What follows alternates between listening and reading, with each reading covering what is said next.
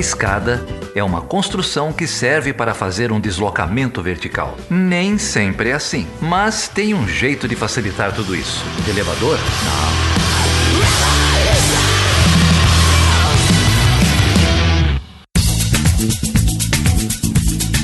Seja bem-vindo e seja bem-vinda a mais uma edição do Chutando a Escada. O meu nome é Felipe Mendonça. E eu sou Geraldo Zaran. E aí, Geraldo, como tá a sua quarentena? Você já tá o quê? Os 120 dias? Ah, não sei, cara. Eu parei de contar no segundo ministro. Segundo o ministro de qual pasta? Porque se for da educação, por exemplo, a gente já tá no terceiro. E eu acho que o terceiro também tem vida curta, né? Acho que é o segundo era o Moro, né? O Moro caiu antes do Taik, não? Já, o Mandetta foi o primeiro. Tá muito confuso isso aqui. E agora, uma situação meio inusitada no Ministério da Educação. Bom, a gente comemorou porque o Weintraub era um completo lunático, né? Um sujeito que saiu. Até dei muita risada na última abertura, você e a Débora comentando a fuga espetacular, né, do Brasil, de um sujeito que não tem nada a temer aqui no país, pelo visto, né? E agora uma situação inusitada, né, cara? Que esquisito. Não é a primeira vez que a gente tem fraude de currículo, né? Não é a primeira vez, exatamente. A gente fala bastante aqui do Dr. Yale, não é? Do Dr. Yale, enfim, isso também já tinha acontecido em outros governos, né? Sim, agora sim. O Charlot, nosso amigo, levantou uma jornalista do Nexo Sim. Jornal, levantou uma interessante lá no Twitter que titulação, né? Você sabe disso melhor que ninguém, né, Felipe? Titulação dá remuneração extra em salário, né? Então, cara, essa é uma situação interessante, né? Porque será que esse foi o caso do... Não sei, mas pode ser que o rapaz tenha alguma coisa a devolver pro erário público, né? Então, parece que sim. Mas enfim, cara, é difícil acreditar, porque ele errou em todos os níveis, né? Na pós-graduação, ou melhor, no pós-doutorado, depois no doutorado, no mestrado. E quanto mais futuca, mais encontra. É um negócio surreal. E, ô Geraldo, você sabe que a família Bolsonaro adotou um cachorro, né? Adotou ou foi na mão grande? Como é que foi isso aí? Você vai ter que devolver o cachorro porque encontraram o dono. Eu fiquei muito feliz pelo cachorrinho que sobreviveu. Eu tenho dito, o roteirista dessa série surreal, dessa novela surrealista chamada Brasil, de vez em quando erra na mão, viu? É verdade. Surreal é uma sketch Monty Python, porque é muito estranho, né, o que tá acontecendo. A gente ri pra não chorar, a situação é trágica, né, ainda mais quando a gente vê. Mas a gente vai falar de coisa boa hoje, né? Cara, olha, é o seguinte, eu aprendi demais com esse programa, cara. A gente vai receber aqui a Morena Mariá, que é pesquisadora, criadora de conteúdo e trabalha com o tema de afrofuturismo. Ela tem vários projetos aí. O projeto principal dela chama Afrofuturo, que era uma série de cursos, de oficinas. Virou também um podcast. A gente vai deixar o link aí no post. E a Morena foi muito solícita de atender a gente, conversar com a gente. A gente está passando aí semanas, meses muito significantes para o movimento negro no Brasil e no mundo. Batemos esse papo, ainda mais para a ocasião da Morena, né? Que estava esperando uma menininha. Tava esperando uma menininha. Quando a gente gravou essa conversa, a Morena já estava, acho que com 38 semanas, se não me engano. E ela, inclusive, falou pra gente em primeira mão o nome da bebezinha que tava pra chegar quando a gente gravou. Vou deixar aí o mistério pra você, pra você ficar até o fim. Mas a boa notícia é que chegou, nasceu a esperança novamente. Chegou a bebezinha da Morena. E olha só, eu queria desejar pra você, Morena, e pra sua filhinha, tudo de bom nesse mundo, que vocês encontrem muita saúde, muita alegria, muita esperança, muito amor. E você, ouvinte do Chutando a Escada, se você puder, dá um pulinho lá nas redes sociais da Morena, a gente vai deixar todas elas aí na descrição do episódio. E mande lá também suas boas energias, boas vibrações, suas orações, seja lá o que você acredita, pra Morena, para que ela encare muito bem aí essa nova fase, é uma fase muito bonita da vida. O programa é sobre afrofuturismo, sobre esse movimento, esse conceito, tem várias referências aí, mas nada melhor do que pensar o futuro, né, com uma alegria nova na vida aí, com mais um motivo para a gente continuar lutando, né? A Morena menciona umas definições que ela gosta de afrofuturo, que é da Nathalie Neri, que o conceito de afrofuturismo é simplesmente a ideia de que negros estarão vivos no futuro. E estarão mesmo. Resta a gente aí lutar por um futuro mais justo, por justiça social, por igualdade, por menos privilégios e caminhar junto. É isso aí, Geraldo. Afrofuturismo é um conceito muito interessante, aprendi demais. Essa coisa que você falou, né, de imaginar o homem e a mulher preta no futuro, diz muito sobre o presente e sobre o passado. E a Morena Mariá vai explicar tudinho pra gente. E olha só, se você chegou aqui por acaso, entre lá no nosso site, o www.chutandescada.com.br, e considere também apoiar esse projeto ou outro projeto da sua preferência que faça divulgação de conteúdos tão legais quanto esse que a Morena vai trazer pra gente. É isso aí, você pode ir lá no chutandescada.com.br/apoio. A gente tem 3 campanhas de financiamento coletivo, no Patreon, no Catarse e no PicPay. Qualquer valor aí já ajuda a continuidade desse projeto. E sempre podem falar com a gente aqui em qualquer mídia social, no Twitter, no Facebook, no Instagram, como @chutandescada, pelo e-mail, perguntas@chutandescada.com.br. Enfim, se quiser mandar um salve, falar com a gente, num jeito aqui não falta. É isso aí, não falta jeito. Você pode inclusive mandar dúvidas sobre seu relacionamento amoroso que o Geraldo responde. Fica à vontade que ele manja tudo disso.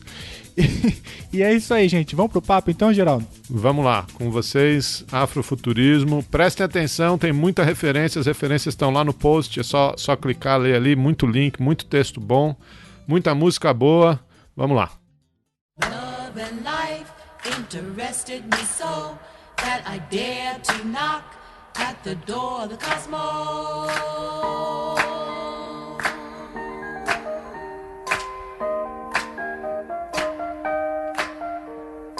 Love and life interested me so that I dared to knock at the door of the cosmos.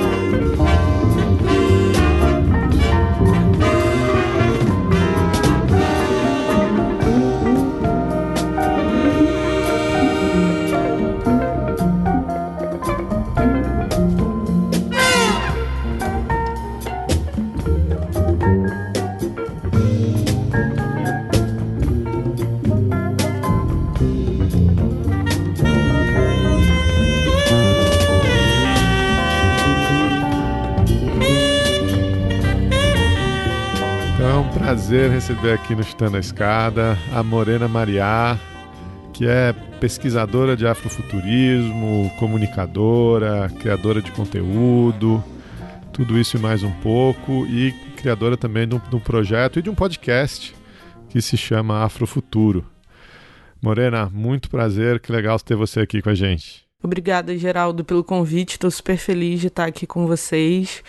E gosto muito do conteúdo que vocês fazem, tenho uma admiração, então para mim é um prazer estar aqui e poder trocar essa ideia sobre afrofuturismo, né? Que é um tema que muita gente não sabe nem de onde vem, nem o que é. Obrigado, Morena, por topar bater esse papo com a gente. Bom, eu tenho muitas perguntas para te fazer, mas antes de começar com a pergunta, acho que principal aqui dessa conversa, que é, afinal de contas, o que é o afrofuturismo, eu queria que você falasse um pouco mais da sua trajetória, como que você chegou a esse tema, um pouco do percurso, né, que você percorreu até chegar nesse conceito, o afrofuturismo, para depois a gente falar um pouco dos desdobramentos que isso teve na sua ação política, na sua militância. Obrigada, Felipe, também pelo convite e maior prazer estar com você aqui. Enfim, a minha trajetória em termos de estudos, assim, de pesquisa, de ativismo, de qualquer coisa que a gente queira chamar de militância, começa muito antes de eu chegar no afrofuturismo, começa com um movimento de entendimento de gênero, né? Eu comecei estudando sobre feminismo, fiz algumas formações, isso já tem 1 milhão de anos, assim, era pré-dinossauros. Então, para a idade que eu tenho, assim, eu comecei a estudar muito novinha, e aí, aos poucos, eu fui entendendo que existiam algumas particularidades na minha existência enquanto mulher, né? Eu não era só mulher, eu era uma mulher preta. E aí isso trazia muitas outras coisas, né? Isso trazia muitas outras bagagens para a minha experiência enquanto ser humano. E aí eu comecei a tentar entender que diferenças eram essas, assim, que existiam nesse lugar do gênero. E aí foi assim que eu fui parar nos estudos sobre raça. E aí isso já tem bem uns 10 anos, assim.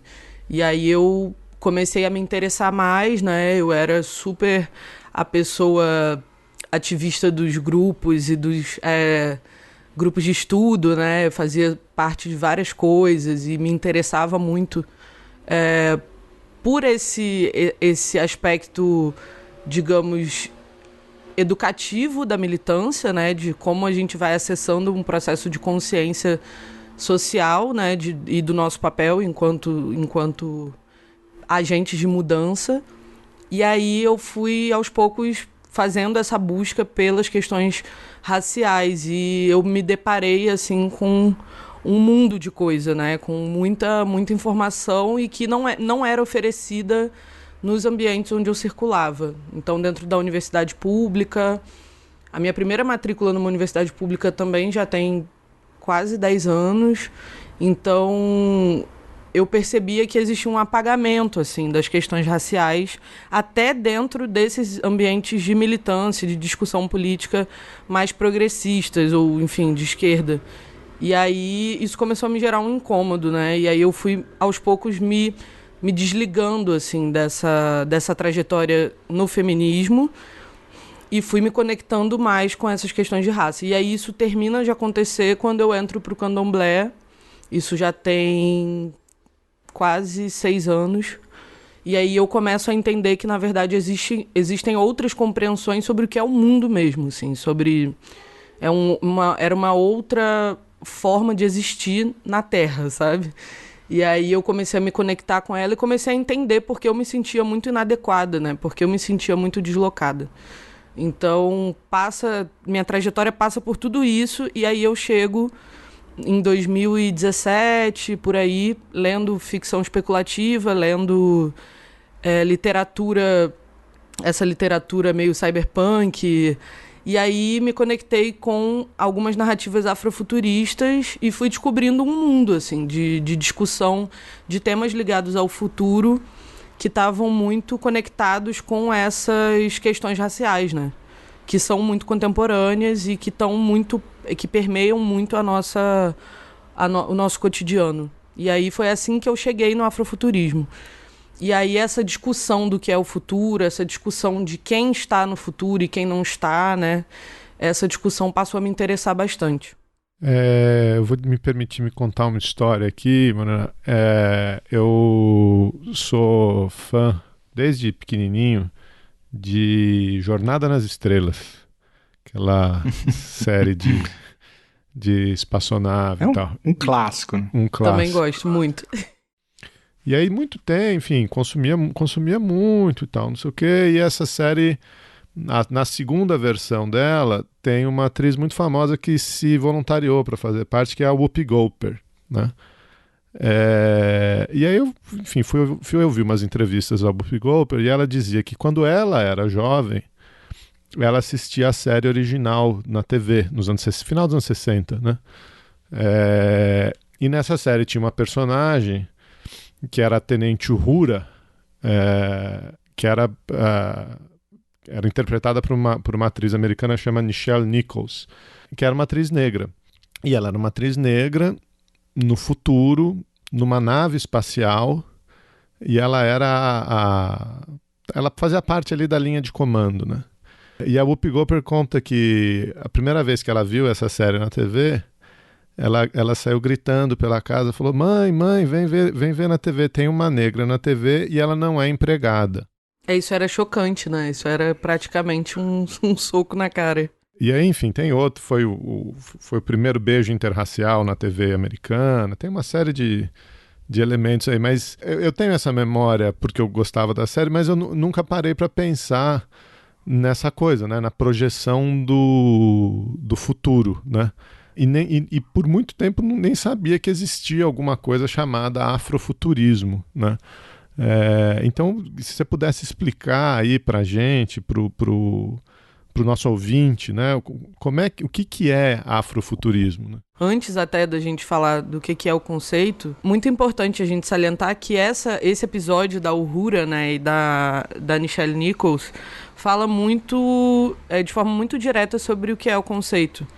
Tem uma história que as pessoas contam, que é bem famosa, de que o Martin Luther King falou pra ela que ela não tinha o direito de desistir da série, assim, porque ela queria fazer outras coisas, enfim, na carreira e queria largar a série. E aí o Martin Luther King falou pra ela que ela não tinha o direito, assim, porque ela representava um modelo, né, para os jovens, e que ela era única. E essa história da Whoopi Goldberg é bem ilustrativa do que uma representação é capaz de fazer, né? Então, dessa pessoa conseguir se ver fazendo aquilo e, enfim, tudo mais, que a gente já sabe quando entende esse papel que tem essa representação numa ficção. Então, afrofuturismo nada mais é do que... Eu gosto muito da definição da Nathalie Neri, que ela dá no TED dela, de dizer que afrofuturismo nada mais é do que uma ideia radical de que negros estarão vivos no futuro, assim, porque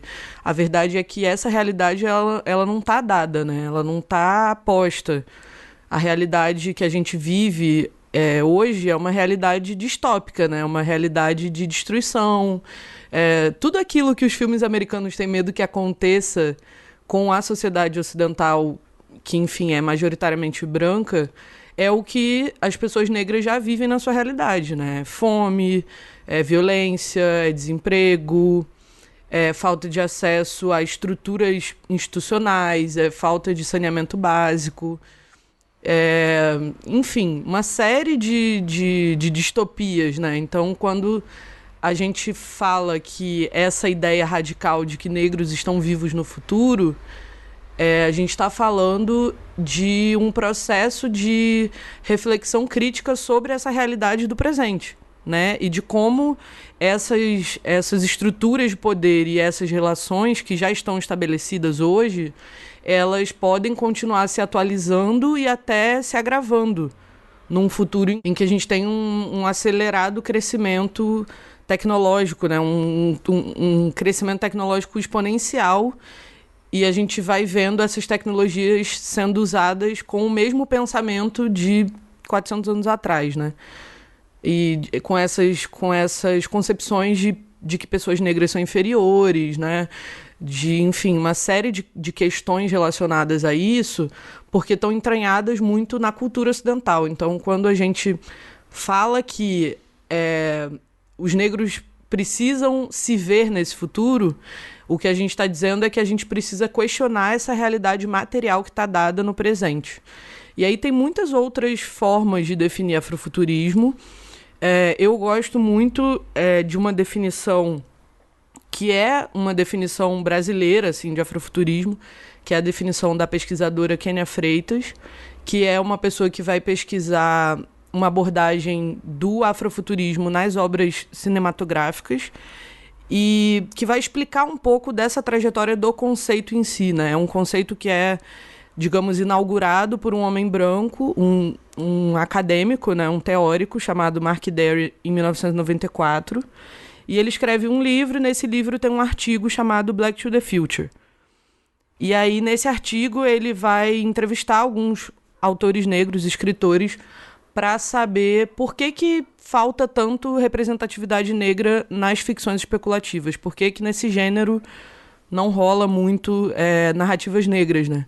E aí o que ele vai ouvir desses autores é que, na verdade, existe uma dificuldade grande de se estabelecer imagens de um futuro onde as pessoas negras estejam vivas, porque o passado foi apagado pelo processo de escravização e o presente está sendo detonado, né? Está sendo destruído. As crianças pretas estão morrendo em casa com 70 tiros. Então, é muito difícil você conseguir se ver no futuro quando você não sabe de onde você veio, né? Esse passado foi sistematicamente destruído, o processo histórico conta como se a gente existisse a partir de navios negreiros, né? Brotaram pessoas negras dentro de navios negreiros e essas pessoas vieram de onde? E o que tinha nesse lugar? E qual era a cultura desse lugar? E que língua essas pessoas falavam? Não se sabe, a gente não tem acesso. Rolou um apagamento mesmo. Então, e isso vem se desdobrando até os dias de hoje, com essa violência que hoje não só de hoje, né, desde sempre, mas é uma violência que apaga nossos corpos mesmo. E aí a Kênia Freitas, ela vai falar que depois que o Mark Dery cria esse conceito, esse nome, afrofuturismo, esse movimento ele vai tomando uma proporção cada vez maior e mais ampliada, né? Mais diversificada. Começa com uma discussão literária e aí vai se ampliando para outras áreas de conhecimento, enfim. Sai das artes e vai se ampliando para uma discussão crítica, política, e aí se torna um movimento multifacetado. As pessoas acabam abraçando o conceito para se referirem às suas produções e aos seus pensamentos, né? Então, eu sempre brinco que o Mark Dery não fazia a menor ideia que ele ia causar isso, assim, que ele ia conseguir definir tão bem a experiência que as pessoas negras têm na diáspora e no continente africano depois do processo de colonização, né? Então, as pessoas começam a buscar fazer essas reflexões. E aí, digamos que a isso a gente dá o nome de afrofuturismo. Mas é um movimento muito amplo e muito diverso, que não é só na música, não é só no cinema, mas também vai se espalhando para as outras áreas de conhecimento.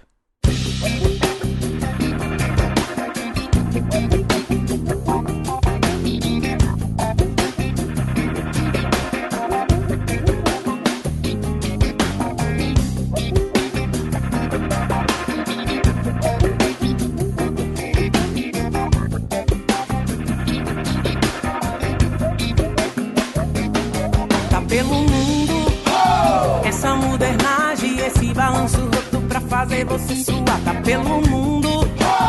Essa modernagem, esse balanço roto, tá pelo mundo. Essa modernagem, esse balanço roto pra fazer você suar, tá pelo mundo. Essa modernagem, esse balanço roto. Tem que ter boa arrancada, tem que ter boa saideira, tem que ser com moderação, não perca boa mão. Tem que ter boa arrancada, tem que ter boa saideira, tem que ser com moderação, não perca boa mão. Degeneração, degenerescência, tá pelo mundo. Essa modernagem, esse balanço roto pra fazer você suar, tá. Morena, eu tô ouvindo com muita atenção, né, a sua definição desse movimento, que eu acho que se trata de mais um movimento do que um conceito, né? Pelo que você está falando, né? Além disso, e me corrija se eu estiver errado, né? Além disso, é um movimento que lida com o futuro, né? A partir de uma realidade que está dada no presente, que é condicionada por uma série de desigualdades que são construídas no passado, né? Então, não se trata exclusivamente de imaginar o futuro, né? Mas se trata também de uma crítica ao presente e ao passado, né? E ao mesmo tempo, o terceiro aspecto que eu identifiquei assim como muito importante na tua fala, como o conceito ou o movimento se expande e vai abocanhando de inúmeras áreas, como a música, a literatura, o cinema e outros tipos de arte. É super por aí. Na verdade, é imperativo, assim, para o movimento afrofuturista fazer esse processo de retomada do passado.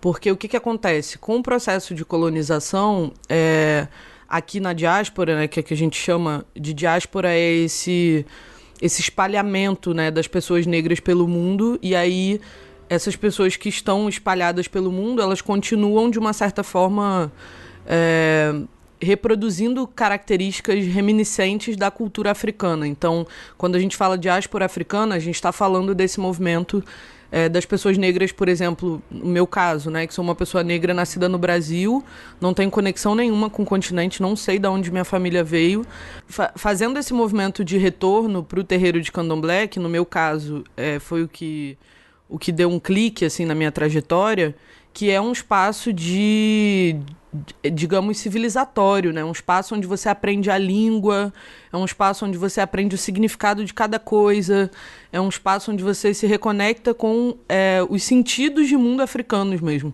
não só com as questões espirituais, mas você aprende que água não se chama mais água para você, né? A esteira tem outro nome, o banco tem outro nome, a sua mãe tem outro nome, então é como se você fosse realfabetizado, né? Como se você voltasse para uma posição de aprender o mundo de novo, né? De reaprender o mundo. Então, quando eu estou falando de diáspora, eu estou falando disso. Assim, a gente continuou, de uma certa forma, resistindo com a cultura africana e adaptando essa cultura à nossa realidade, por exemplo, aqui no Brasil. Então, é imperativo, assim, no movimento afrofuturista, esse movimento de retorno e de preocupação com esse passado, tanto um passado histórico, quanto com esses valores culturais que a gente foi perdendo por conta desse deslocamento forçado, né?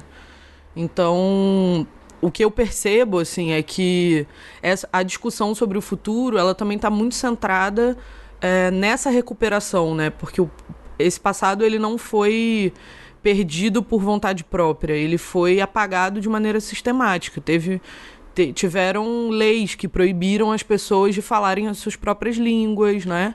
A gente vai ver isso na maior parte dos territórios colonizados. As pessoas não podiam professar a sua própria fé, eram rebatizadas. A primeira coisa que acontecia quando você era uma pessoa escravizada era você ser rebatizado com um outro nome, e você era proibido de falar o seu nome antigo. Então, isso tudo são formas de exercer um poder sobre essas pessoas e sobre esses grupos. Então, a gente vai sendo despossuído, né, desses saberes e desses conhecimentos. E aí o afrofuturismo, ele tem uma força muito grande nesse sentido de recuperação, né, de buscar esse passado, porque é a partir dele, desse conhecimento que foi roubado, que a gente consegue pensar num futuro fora desse ambiente do presente, de violência, de destruição, de inferiorização, de um olhar do outro sobre nós, né? Passa a ser o olhar de nós sobre nós, né? Então, tem um movimento importante aí também de recuperação coletiva, mas também de reestruturação subjetiva, né? Individual. Eu acho que é isso, assim, apesar de parecer que o afrofuturismo é algo muito estético e que está versando muito sobre arte, né? Que está versando muito sobre como a pessoa se veste. Na verdade, a gente está falando que isso se traduz na veste, que isso se traduz na música. Mas isso começa num processo muito mais interno, né? Eu queria te pedir duas coisas, né? Vou fazer uma pergunta mais ou menos em duas partes. Primeiro, se você podia citar para a gente aí, dar alguns exemplos para os ouvintes desses trabalhos, né? Você está falando que é um movimento que se expressa na música, na arte, imagino eu, na literatura, no cinema. Se você pudesse dar para a gente aí exemplos de obras de referência, de obras que talvez sejam legais aí os ouvintes darem uma olhada para entender um pouco, né, esse movimento todo. E aí a segunda parte, que talvez seja a primeira, não sei, é que muita gente começou a falar em afrofuturismo, ou nós desavisados, brancos desavisados, começamos a pensar em afrofuturismo ironicamente por conta de um filme, né, blockbuster da Disney, da Marvel, o filme do Pantera Negra. Aquilo, eu lembro que na época do lançamento, você teve aí um monte de reportagens, de matérias, de podcasts, etc., sobre afrofuturismo. Eu queria perguntar a sua opinião sobre não apenas sobre o filme em si, mas sobre esse movimento da indústria cultural de, às vezes, se apropriar, traduzir, né? Como que imagino que uma coisa parecida aconteça na música, né? Como que essa indústria fetichiza a coisa, transforma a coisa em produto. Se você tem algum comentário sobre isso aí, como é que você encara essa questão? Pantera Negra, de fato, é a primeira coisa que as pessoas pensam, né? Eu acho que é a primeira referência que vem na cabeça de todo mundo. Eu, sinceramente, não acho isso ruim, tá? Muita gente discorda de mim. E isso é importante também deixar bem frisado, assim. Tem muitas pessoas dialogando sobre afrofuturismo no mundo inteiro. Então, o que eu tô falando aqui é um ponto de vista muito particular, assim, muito individual e muito localizado mesmo. É muito localizado a partir da minha experiência enquanto uma pessoa negra que nasce no Brasil e que tem 29 anos e que, enfim, eu tenho um olhar muito particular. Então, não estou aqui querendo definir nada. Eu acho que é mais no sentido da gente propor reflexões mesmo, do que de fato fechar uma definição, um olhar, um pack de referências. Então, na minha opinião pessoal, assim, o Pantera Negra tem uma função importante, né? Muito importante, de discutir essas questões e de discutir essa, entre aspas, esse poder negro, né? Essa representação positiva da negritude num espaço onde essa representação não estava sendo tão discutida assim, pelo menos nos últimos 15 anos, digamos assim. Então, quando a Marvel traz o Pantera Negra e traz toda a visualidade, né, e toda aquela... Especialmente os figurinos, eu acho que chamam muito a atenção, assim, são muito chamativos nesse sentido, né, de uma inspiração de fato nas culturas africanas, de uma pesquisa bem aprofundada, assim, e bem bonita, né, dessas referências de diferentes povos, e traz isso de uma maneira, eu acho, bacana, assim, acaba trazendo essa discussão para a baila, né? E para espaços onde essa discussão não aconteceria se não tivesse rolando o filme, enfim, e todo o buzz que vem junto com ele. Eu não acho que é de todo ruim, não acho que é de todo bom também. Eu acho que tem questões aí para serem discutidas, a forma como o filme vai abordando as questões, enfim. Eu tenho várias questões com Pantera Negra, eu nem vou entrar profundamente nesse mérito, porque vira uma discussão muito louca, assim, mas eu tenho vários pontos de discordância com o filme, assim, e com a própria história do Pantera Negra, que eu conhecia pouco antes do filme, aí fui buscar um pouquinho mais.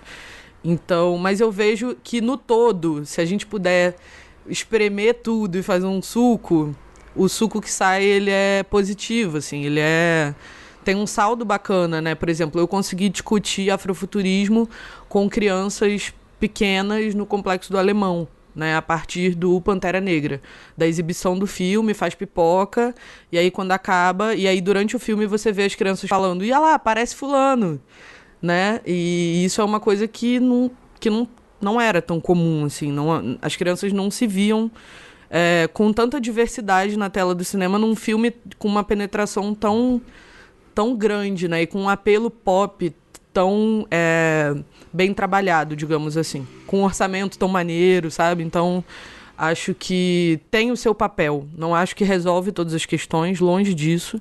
Na verdade, traz questões, mas eu acho que leva a discussão a lugares onde ela talvez não chegaria. E aí eu consegui, por exemplo, fazer essa discussão sobre futuro com crianças que eu ouvia o seguinte, quando eu tentava propor exercícios e reflexões sobre essa realidade do futuro. O que você quer ser quando crescer? Eu ouvia de volta, eu quero conseguir pagar as contas, ou eu quero ter um trabalho digno. E eu tô falando de crianças de 7, 8, 9 anos. que não têm a menor capacidade mais, né, que tiveram essa capacidade imaginativa roubada por uma realidade muito dura. Então, quando eu vejo essas mesmas crianças dizendo que querem ser presidente ou que quer ser, enfim, quero ser o Pantera Negra, né, quero ser herói, isso me causa um certo conforto, assim. Então, nesse lugar, eu acho que o suco é positivo. E aí, falando um pouco sobre as referências, uma das primeiras referências que as pessoas citam quando vão falar de afrofuturismo é o Sun Ra, né? Que é um cara músico, ele é jazzista, nascido nos Estados Unidos e que é um cara incrível. Quem não conhece, por favor, conheça as composições do Sun Ra.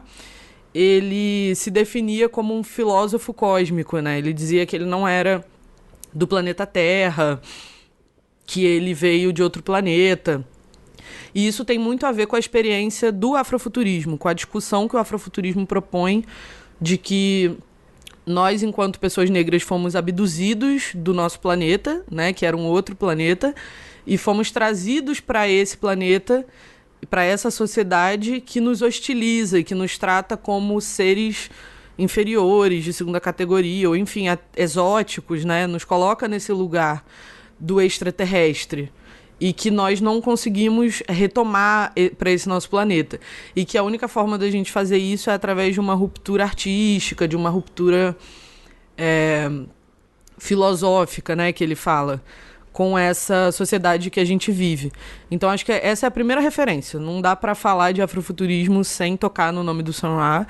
E aí, trazendo um pouco mais para os dias de hoje, eu acho, já tiveram muitos artistas contemporâneos que usaram referências estéticas do afrofuturismo, desde a Beyoncé, da Rihanna, né, que são artistas mais do mainstream, assim, até, por exemplo, a Janelle Monáe, que declaradamente usa muitas referências afrofuturistas em várias obras. Então, trazendo mais aqui para o Brasil, a gente teve a Ellen Oléria, que lançou um álbum chamado Afrofuturo, que inclusive é a inspiração para o nome do projeto de educação que eu tenho hoje.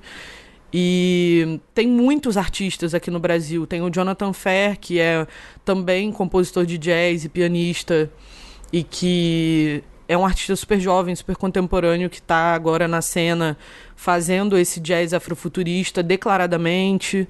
Tem cineastas aqui no Brasil, tem os irmãos Carvalho, que, enfim, são cineastas do Morro do Salgueiro, lá no Rio de Janeiro.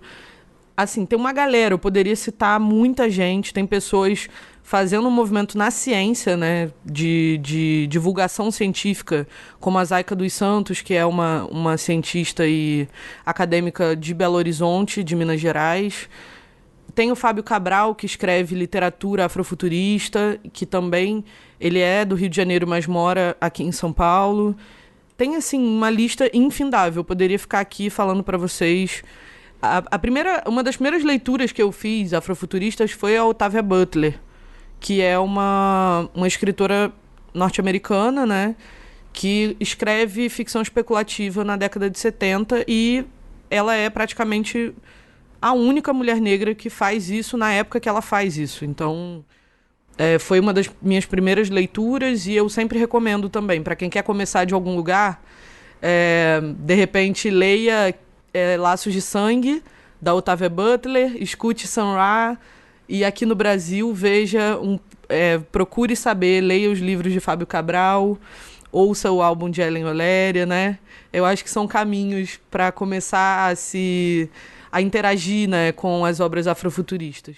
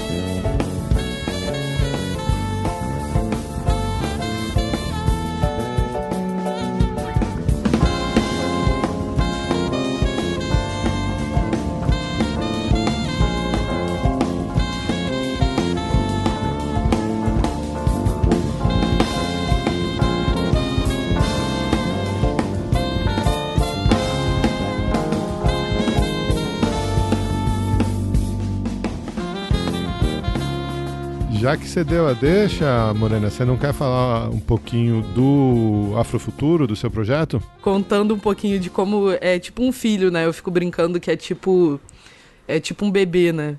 A gente é meio mãe orgulhosa, né? Mãe que nunca acha o filho feio. Então, vou sim fazer o jabá aqui do Afrofuturo.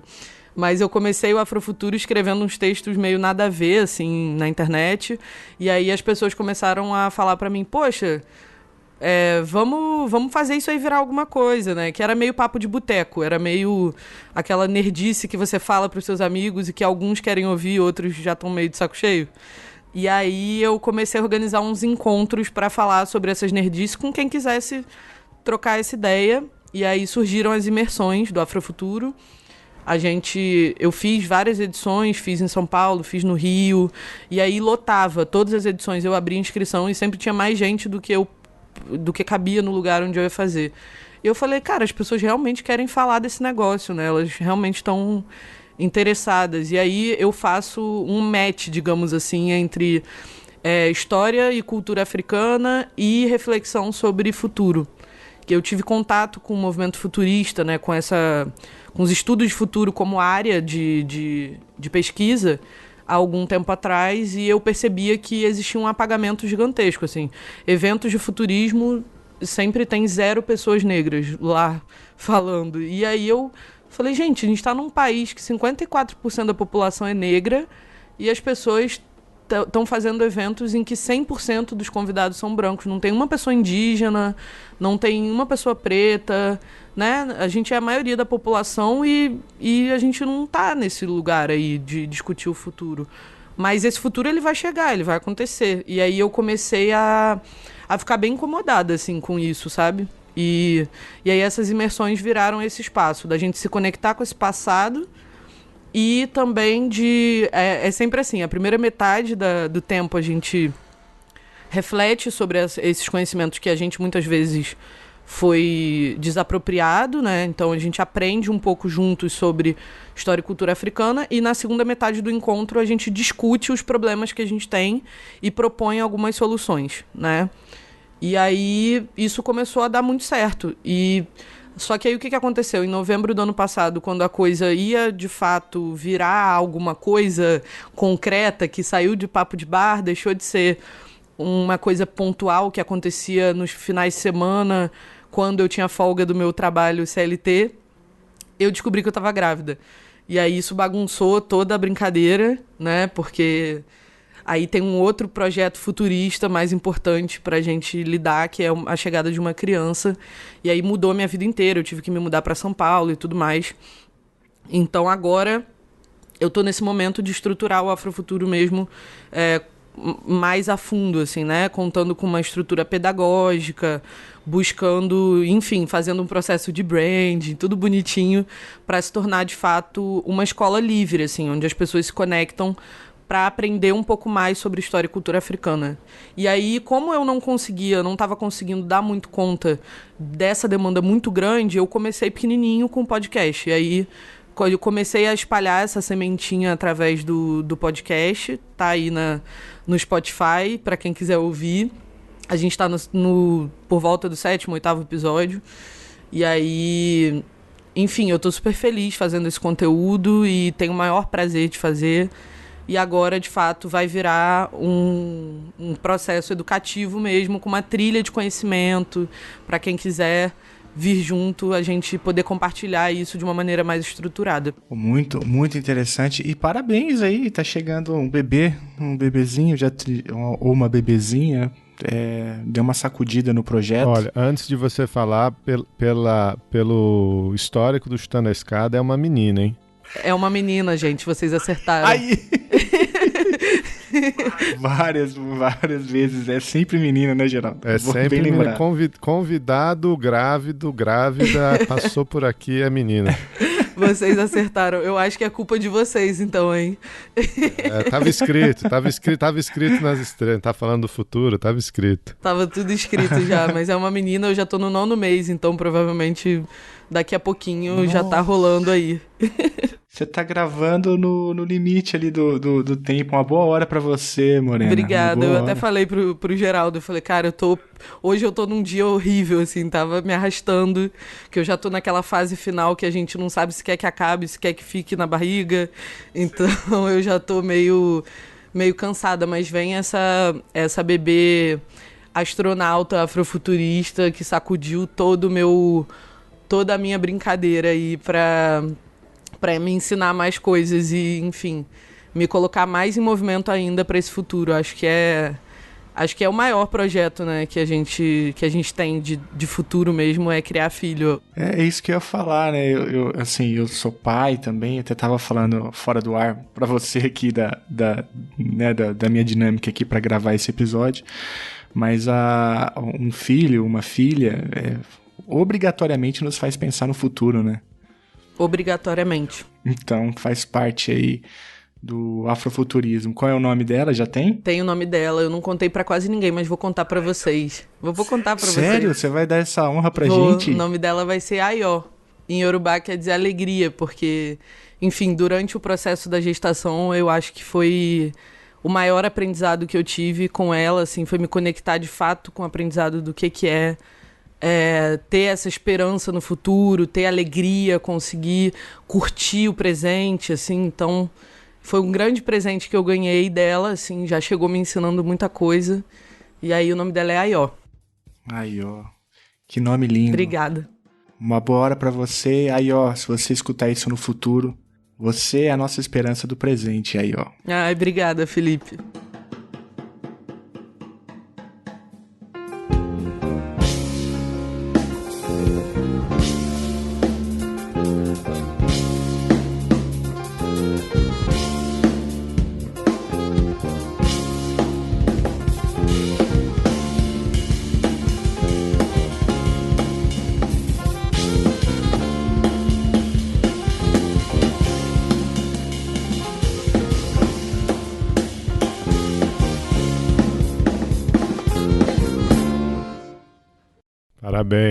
Parabéns. Boa hora aí, como o Felipe disse.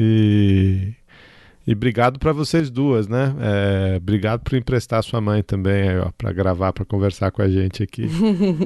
E parabéns pelo outro filho, pelo Afrofuturo, que agora virou podcast. A gente vai deixar a referência aí, os links no post para todo mundo ouvir. E você fez acho que eu vi isso aqui, você fez uns projetos com uma outra amiga aqui desse podcast, que é a Catiúcia, né?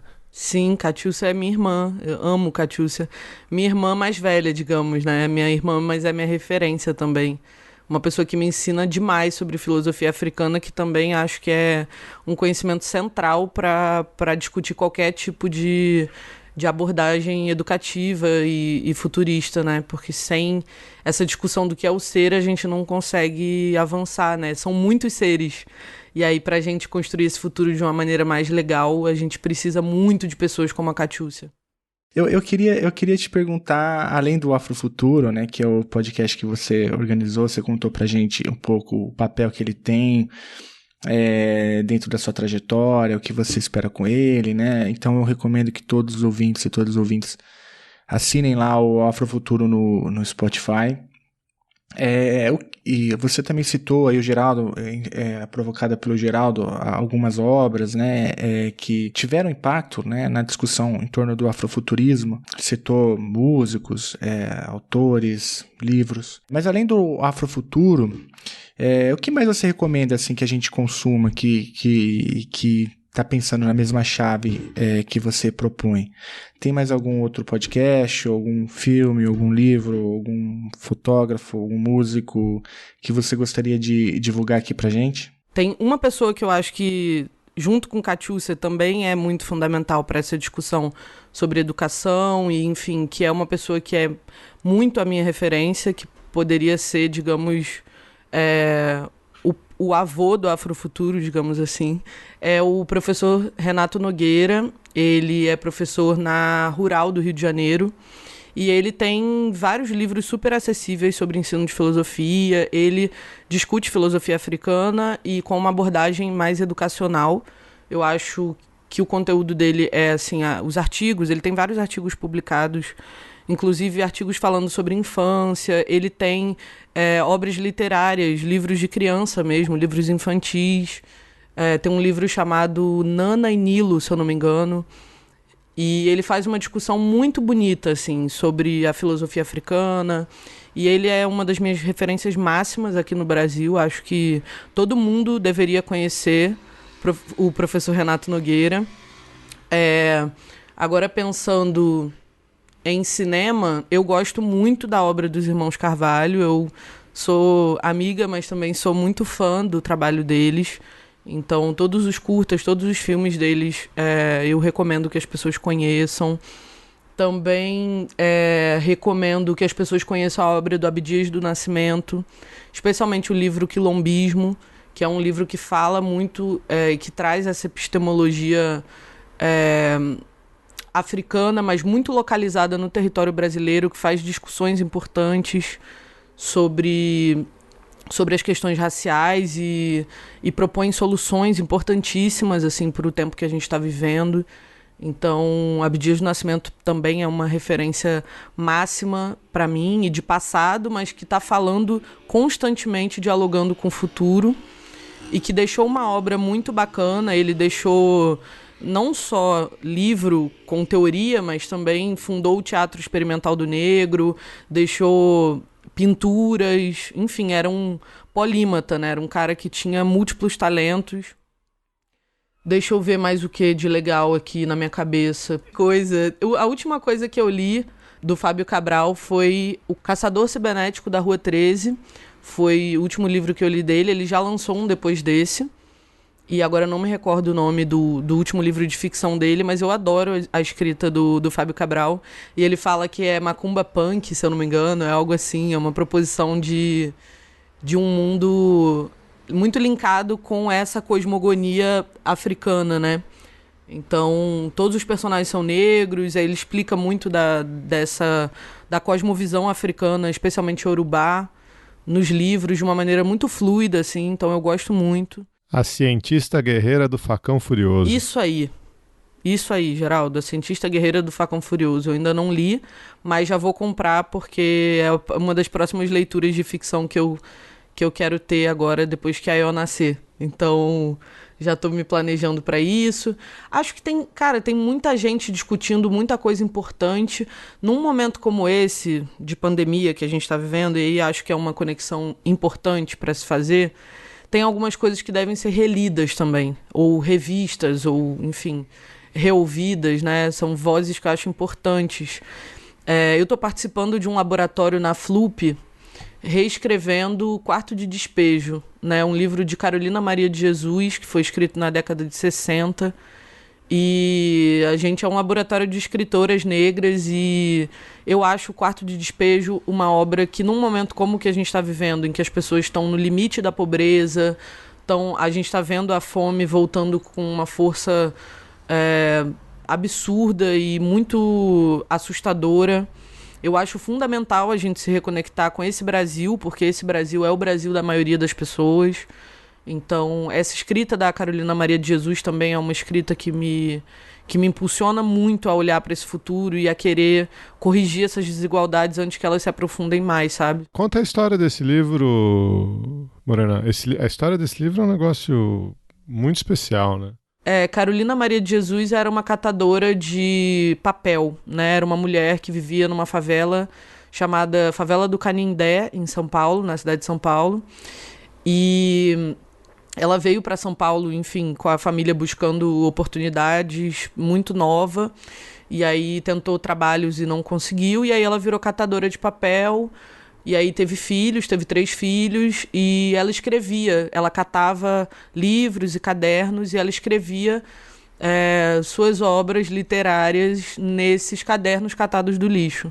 Catava do lixo também para comer, passava fome, e Quarto de Despejo foi um desses livros que foram escritos por ela nesses cadernos catados do lixo. Então ela escreveu um diário, chama Quarto de Despejo, Diário de uma Favelada, onde ela vai narrar o cotidiano dela, né? Onde ela vai dizer o que acontece, como ela se sente, e ela vai contar um pouco dessa desventura que é ser uma pessoa negra favelada na década de 60. Só que o que a gente está vendo é que a década de 60 é agora, né? 2020. Um monte de gente passando fome, um monte de gente catando lixo, um monte de gente na rua, sem condições básicas de sobrevivência. E aí, acho que... Só que Carolina faz isso nessa obra de uma maneira, assim, magistral.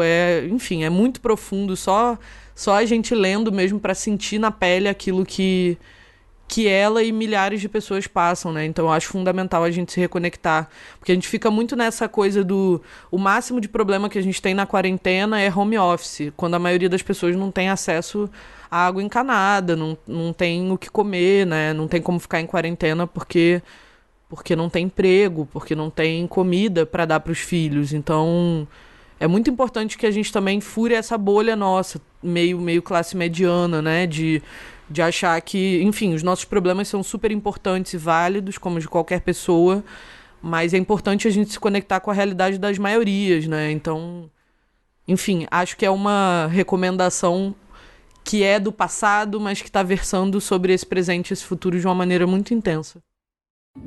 You told us we hold these truths to be self-evident, that all men and women are created equal, that they are endowed by their Creator with certain unalienable rights. Among these, life, liberty, and the pursuit of happiness. Young, black, wild, and free, naked in a limousine.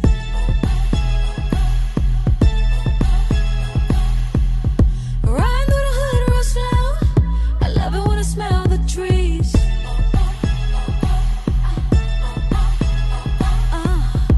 I just wanna party hard, sex in a swimming pool.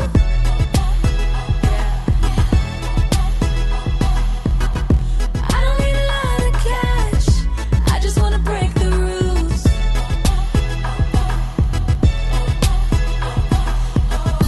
We don't need another ruler, all of my friends are kings.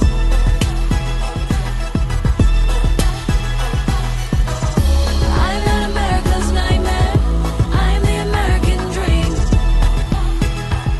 Just let me live my life. I want a crazy, classic life. I want a crazy, classic life. So if the world should end tonight, I had a crazy, classic life. E vou ter que te fazer mais uma pergunta, né, Morena? Que você falou do passado que é tão presente, né? É sobre esse presente que a gente está vivendo, né?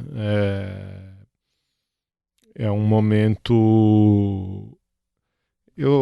às vezes eu fico com dificuldade de dizer que ele é um momento histórico ou que é alguma novidade, porque as coisas que a gente tem visto e as coisas pelas quais as pessoas estão se manifestando já estão aí há muito tempo, né? Então, é o George Floyd nos Estados Unidos, mas você já teve Ferguson, você já teve um monte de outras coisas. Essa brutalidade policial, essa discriminação, ela se repete aqui no Brasil, a mesma coisa, né? É o menino Miguel, mas era a menina Ágata, e essas coisas elas não são novidade, né? Mas elas, enfim, teve um ponto de ebulição que a gente tem vivido aí nas últimas semanas. Queria, enfim, abrir o microfone, saber o que você está pensando disso, enfim, o que você...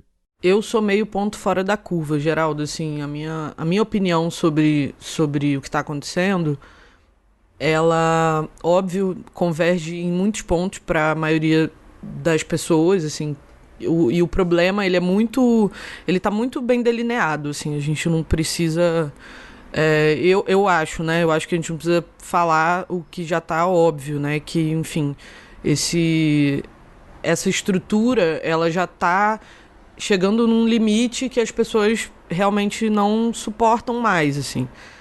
Eu acho que a grande questão e aí muita gente já falou sobre isso, e acho que nesse ponto a gente converge, que é que o racismo não piorou, ele só está sendo filmado, né? Então, do ponto de vista das pessoas negras, enfim, da cultura negra como um todo, essa discussão do que é pior, do fim do mundo, enfim, de tudo isso, que tem muito a ver, né, com a realidade que a gente está vivendo e também com o afrofuturismo, pra gente o apocalipse já aconteceu, assim, já rolou o apocalipse, né? Nada pode ser pior do que você ser tratado como uma coisa e poder ser vendido, sequestrado, roubado da sua família e depois você ser tratado como lixo. Então, nada pode ser pior do que isso. Então, do ponto de vista histórico, para nós, já foi muito pior, né? Tá melhorando até.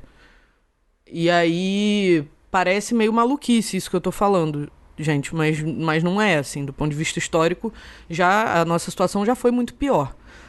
Só que também do ponto de vista dessa reatualização desse processo que foi a escravização e que aí vai se atualizando para encarceramento em massa, vai se atualizando para uma série de outras formas de manutenção de poder, né, e de manutenção de uma situação de degradação das pessoas negras. Mas a verdade é que a gente hoje, de uma certa forma, tem acessos a coisas nesses lugares como o Brasil, né, em lugares de diáspora forçada, que a gente não tinha há 200 anos atrás. Enfim, existiam outras questões, né, eram outros atravessamentos. Mas, então é isso. Do ponto de vista histórico, para nós, a coisa já foi pior. Agora, eu acho que é um momento de tomada de consciência das pessoas não negras, assim. Eu acho que e isso é muito importante. Eu acho que as pessoas estão descobrindo que a gente tem um problema, né? Porque a gente sempre teve esse problema, mas esse problema importava muito pouco, num geral. Então, eu acho que existe um processo de tomada de consciência de pessoas brancas que estão percebendo a gravidade da situação e que estão se perguntando o que dá para fazer, né? E agora? O que a gente faz com isso? Então, esse é um movimento que eu acho muito importante, porque o racismo ele não se estrutura do nada, né? Ele se estrutura por ação coletiva. Então, também por ação coletiva, ele pode ser solucionado. Para isso é preciso vontade, é preciso vontade política, né? É preciso ação, é preciso agência das pessoas. Então eu acho que tem um processo de responsabilização acontecendo agora e de disposição para discutir essas temáticas que eu não via há 10 anos atrás, por exemplo. Então eu vejo com bons olhos assim, essa movimentação de pessoas brancas se perguntando o que fazer, se mobilizando, tentando de uma certa forma se articular. E eu acho que é preciso que esse processo continue e se aprofunde, sabe? Então, não existe racismo sem o racista, né? Então, é preciso que a gente se questione tanto nas nossas vidas pessoais e individuais, quanto do ponto de vista coletivo, o que a gente tem feito como ação prática. E aí é nisso que eu vou divergir da maioria das pessoas. Eu não acho que hashtag vá ter um grande efeito, né? Eu fico preocupada quando a gente acha que vai dar para resolver o racismo com hashtag. Na verdade, do ponto de vista prático, a maior parte das pessoas pretas não tem acesso à internet, não tem acesso à educação, não tem acesso à moradia, não tem acesso à comida. Então a gente precisa de apoio nas nossas agendas políticas, né? A gente precisa de política pública. E a gente está vivendo um momento de crise política. Então é muito difícil defender também essa pauta num momento em que a gente está tendo que defender outros aspectos também vitais dessa democracia que eu, sinceramente, não tenho tanto apreço assim quanto a maioria das pessoas, porque ela nunca chegou para mim, assim, ela nunca se efetivou para além da letra morta, né?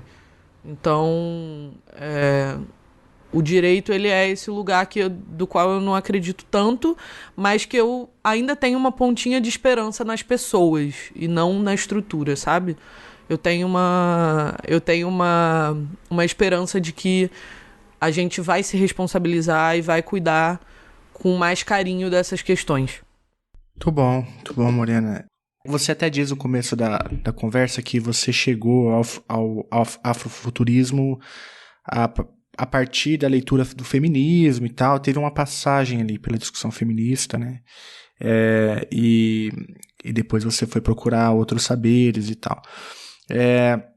Sem, obviamente, se desfazer, desvincular totalmente do feminismo, se eu entendi bem, né? E um conceito que eu aprendi até aqui nas gravações de Chutando a Escada, que falam sobre feminismo, né? O feminismo negro, a interseccionalidade e tudo isso, é uma palavra gringa, né? Que é o tal do backlash, né? Que são os retrocessos que muitas vezes os movimentos das mulheres e o movimento negro muitas vezes sofrem, né? O que mostra que, segundo, se eu entendi bem, né, segundo as pessoas que mobilizam esse conceito, é que essas pautas elas não são lineares, né? A gente tem momentos de avanço, e depois a gente tem contramovimentos, né, que fazem com que aquilo que tinha sido conquistado muitas vezes sofra retrocessos, né? E aí eu queria te perguntar um pouco isso, assim, a gente tem visto momentos assim onde as pautas a gente percebe um avanço, ao mesmo tempo aí você tem um governo como o governo Bolsonaro, um governo claramente racista, né? Um misógino, para dizer o mínimo, né? Com enfim, colocações bem ruins em relação às pautas do movimento negro, né? Inclusive com movimentações bastante duras. Não teve um negócio lá da Fundação Palmares recentemente? Nossa, é deplorável isso. Do selo não racista. É deplorável aquilo ali, gente. Eu não sei definir pra vocês o meu nível de desgosto, assim, sabe? Ele criou um selo pra dizer que as pessoas que já foram, segundo ele, né, segundo o Sérgio Camargo, pessoas que foram perseguidas pelos movimentos negros e pela esquerda brasileira e taxadas de racista, ele criou um selo pra taxar essas pessoas como pessoas não racistas. Eu não sei o que ele quer dizer com isso, mas enfim, ele não sabe nem o que é racismo, né? Enfim, é uma grande loucura, mas ele representa bastante essa abordagem do governo Bolsonaro, que é uma abordagem supremacista mesmo, né? O Bolsonaro, pra mim, ele é o suprassumo do supremacismo e dessa colonialidade, né? Pra mim, ele é realmente a nata dessa expressão, assim, supremacista e colonial. É horrível. E aí ele pega um cara negro, que é oriundo de uma família do movimento negro, que me parece que tem alguma dissonância cognitiva, que eu não sei qual é o problema do Sérgio Camargo, mas ele me parece ter alguma questão psicológica não tratada com a família dele, que, coitado do pai dele, que foi um cara super ativista, enfim, tem toda uma história, acho que no samba. E aí ele me pega esse cara com essa questão aí, que eu não sei qual é o problema dele, que vive de atacar, né, as lideranças negras e todos o processo de luta e emancipação das pessoas negras no Brasil e faz uma chacota, né? O cara entra para ser presidente da Fundação Palmares e retira a estátua de Zumbi dos Palmares da porta do prédio e manda apagar uma página onde estão as lideranças negras históricas, né? É uma coisa surreal, é um contrassenso, assim. Então, e aí é nisso que eu queria tocar, porque você disse que a condição hoje é bem melhor do que a de antigamente. Claro que ainda muitos dilemas, enfim, longe de ser o ideal, muito longe, assim, os problemas são gravíssimos, o racismo é estrutural e tudo isso.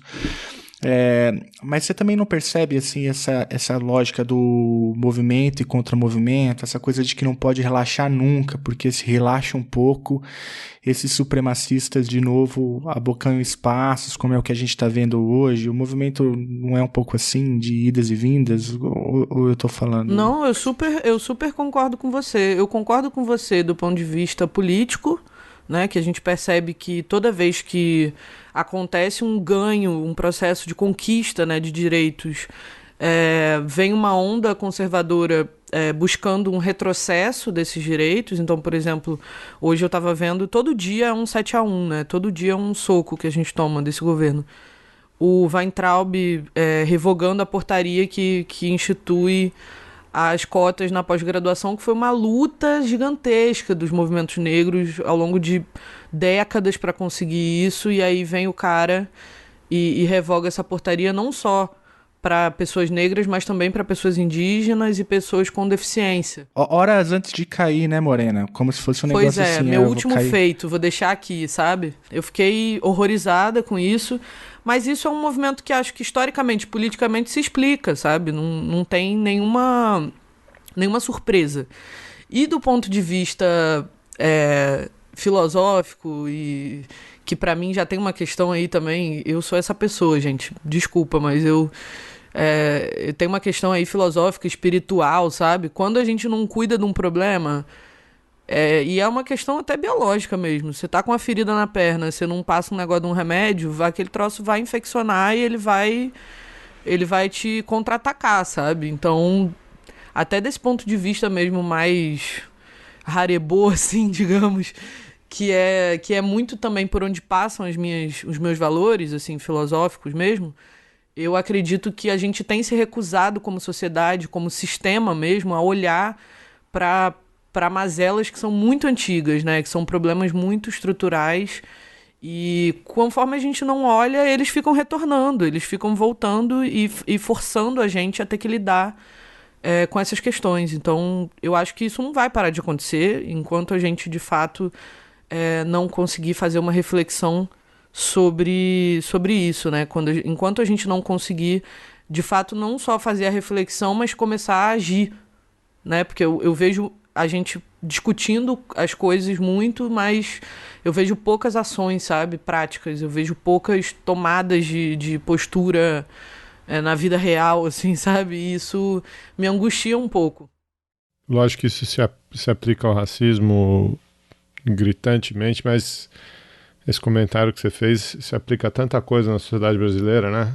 O nosso passado da ditadura, que a gente nunca tirou do armário, nunca tirou os esqueletos do armário, as comissões da verdade mal feitas. Tudo, né? A gente tá com o armário lotado de esqueleto, assim, né?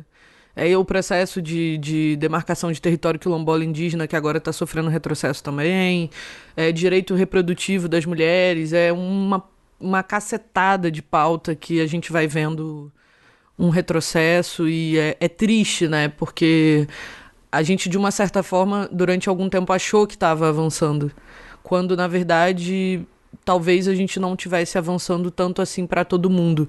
E aí eu acho que é isso também, falta um pouco de compreensão de quem está no comando, e eu acho que falta essa compreensão para todo mundo. Eu acho que vou falar aqui uma coisa que, enfim, as pessoas podem discordar. Eu acho que o Lula foi a pessoa que chegou mais próximo de poder dizer que compreende as realidades das pessoas e que está conectado com, de fato, a realidade da maioria das pessoas, mas ainda assim a gente sabe que existe todo um processo institucional, estrutural, enfim, que leva a política brasileira para um lugar muito horrível, né? E que continua reestruturando esses esqueletos, essa porta fechada, né? A gente continua tratando paliativamente, e aí isso não resolve, né? Porque, enfim, são questões muito profundas e exigem ações complexas em várias direções, né? E eu tenho a impressão de que a gente fica tentando atacar uma coisa de cada vez e não rola, sabe?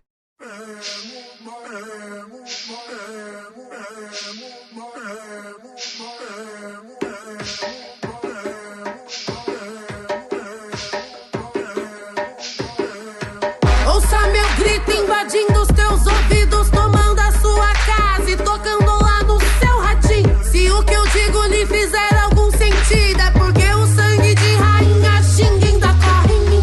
Simples assim, os meios irão justificar os fins, e as manas de Minas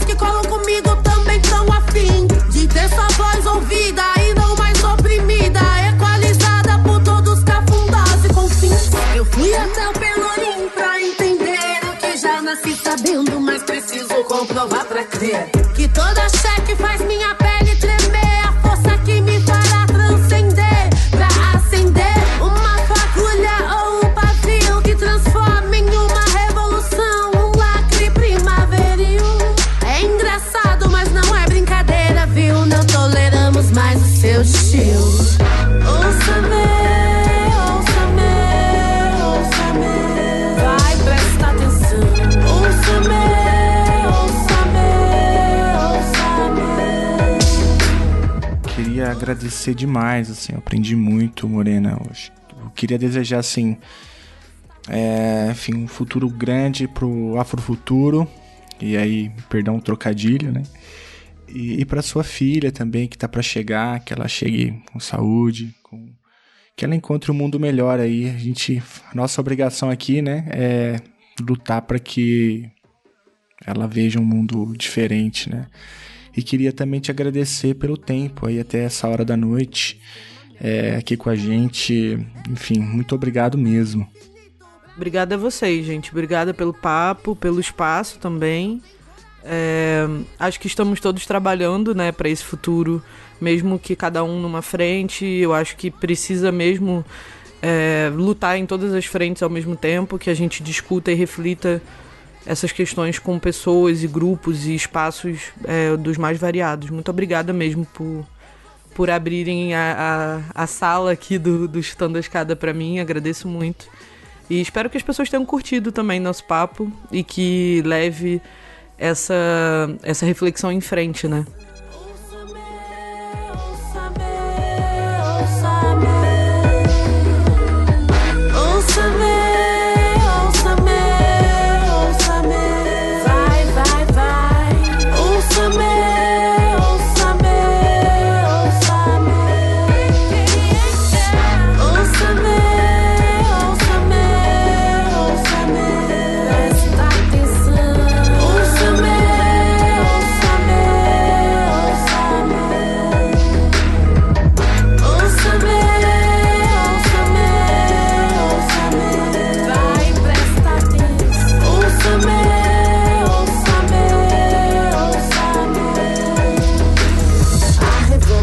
Será crespo, não na TV. A revolução será crespo, há quem doer. A revolução será crespo, e você pode crer. Não podem conter, não podem conter. A revolução será crespo, não na TV. A revolução será crespo, há quem doer. A revolução será crespo, quem vai pagar pra ver? Não podem conter, não podem conter.